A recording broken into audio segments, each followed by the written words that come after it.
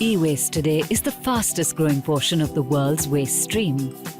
At the current growth rate, e-waste in India is all set to touch the 1.72 million metric ton mark by 2020. Awareness and management of waste, and e-waste in particular, will allow us to be more sustainable as we go into a future that is inevitably going to be marked by resource scarcity, climate change and other impacts, that if we don't do something about these impacts, we will find ourselves in a situation where we will have less than we had yesterday and certainly less than we have today. The unorganized sector consists of small players who lack the necessary infrastructure and technology to process e-waste in the right manner. Primitive and hazardous techniques like open burning and acid treatment are used to process e-waste. This leads to inefficient extraction of metals and improper dumping of leftovers. These disposal centers typically have a scrapyard set up where workers, including women and children, work without any protective gear. There are very small recyclers who are actually quite unorganized in the sector, and they should be a part of the solution rather than being part of the problem. The government has implemented E-Waste Rules 2011, bringing into its fold of accountability the producer, the end consumer, the dismantler, the recycler, and the transporter of e-waste. It's a reverse logistics process. It requires people to give back the equipments which they have already used. And I think both the manufacturer, end user of the product should have a very clear process of enabling this recycling. Very much impressed about your courage, about your initiative for the people, for the environment, for the society. The government e-waste regulations rightly emphasize that e-waste can be handled only by registered recyclers. The Clean E-India initiative, launched by IFC and Attero, is an effective take-back program that is benefiting all stakeholders.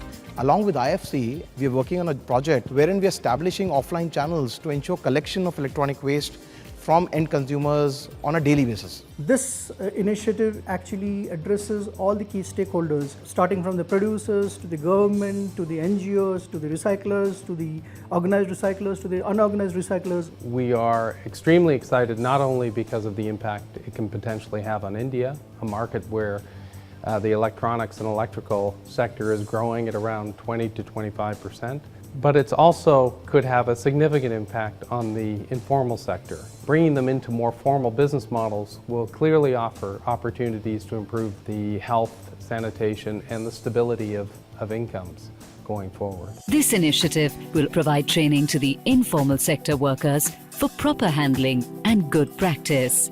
The Take-Back program will operate on a sustainable basis in partnership with producers. Today we collect electronic waste from more than 120 cities across the country, across 20 states.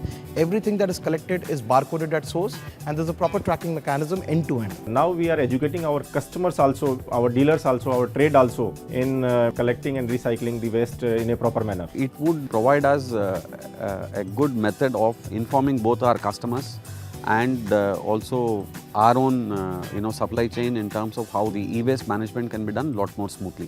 The idea is to produce this model which could eventually be replicated throughout India and into some of the other countries which also face similar problems. All kinds of electronic waste can be recycled in an environmentally friendly manner. As an example, lead and phosphorus from monitors is critical in itself. The technology to make sure that you can recycle brown goods like refrigerators and air conditioners, which contain CFC gas in them, which contain other hazardous metals and materials in them, is also very critical.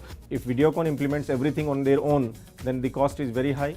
And in this initiative, because we are working with Attero, and in fraction of cost, we are managing and we are complying with all regulations. This will be very important for the Indian government to be able to establish its GHG emissions with Kyoto Protocol and other international flow fora. This initiative can have a transformational impact to increase efficiency and effectiveness in e-waste management and reclamation of resources, improve quality of life of workers from the informal sector, provide producers with a plug-and-play solution and improve customer engagement, and finally, make India cleaner, healthier and safer. The Clean E-India initiative It is not just a feel-good concept. It's never been tried anywhere across the world. It is an economic concept. Very right step in this direction. It is a financial concept More and more initiatives like this would definitely support the cause. and it is a profit-making concept. This initiative is to have cleaner and greener earth and healthy India. The 3 I's are improvement to access, inclusion, and innovation.